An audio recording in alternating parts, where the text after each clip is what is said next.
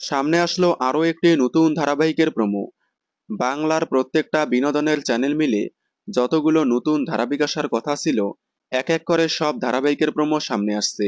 Star জলসায় চিরসখা, জি বাংলায় তোমাকে ভালোবেসে, দুর্গামণি, টেন সিনেমার নতুন ধারাবাহিক, ম্যাজিক মোমেন্টস, অ্যাক্রোপলিস, এর পরেই আসছে নতুন প্রযোজনা সংস্থার নতুন ধারাবাহিক, যেখানে প্রধান নায়কের ভূমিকায় দেখা যাবে রুবেল দাসকে এবং নায়িকার ভূমিকায় দেখা যাবে নবাগতা অভিনেত্রী মধুরিমা চক্রবর্তীকে।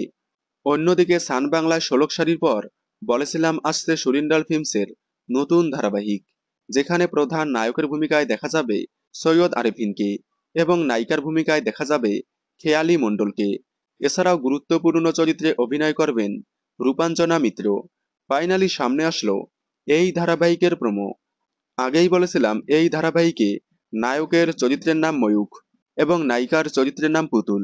ধারাবাহিকটির নাম নায়িকার চরিত্রের নামের সাথে রাখা হয়েছে পুতুল টিটিপি। সম্প্রতি সামনে এসেছে এই ধারাবাহিকের প্রোমো। আপনারা সান বাংলার নতুন ধারাবাহিক পুতুল টিটিপি দেখার জন্য কতটা এক্সাইটেড কমেন্টে জানাবেন।